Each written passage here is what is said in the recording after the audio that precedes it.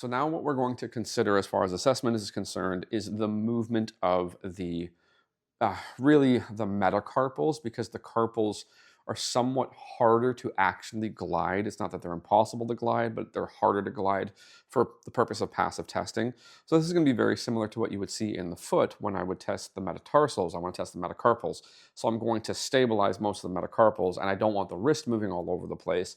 I just want all of the metacarpals stable, and I want to move the one metacarpal I'm trying to work on. So it's relational motion.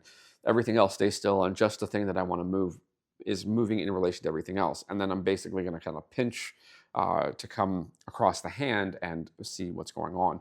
Generally speaking, the index finger, the metacarpals there, should move relatively poorly compared to the rest of the hand. As I get further out to the pinky, everything should get more wiggly. That is my expectation based on experience.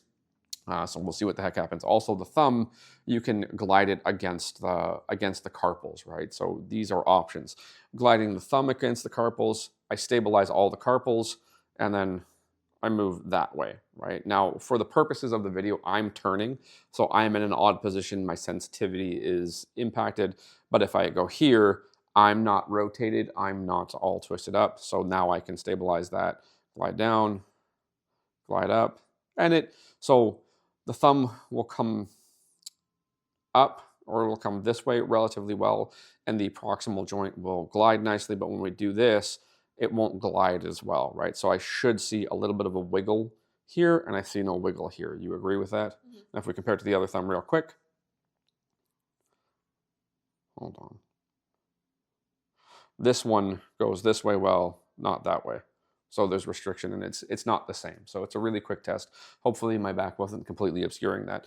Now we go into the index finger, the metacarpals, and all that looks like is, I assume that this is going to wiggle both ways, but I assume it's not going to wiggle exceptionally well. So I'm pinching thumb on this side, middle finger and index finger on this side, on the palmar side, wiggle, wiggle. Wiggles down, doesn't wiggle up exceptionally well, but that's not weird.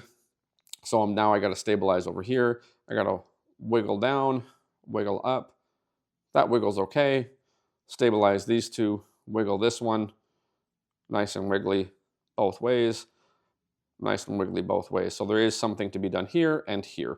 I can make all kinds of assumptions as to why that is. I don't need to know absolutely why that is. I need to know that it is present and that I can do something about it.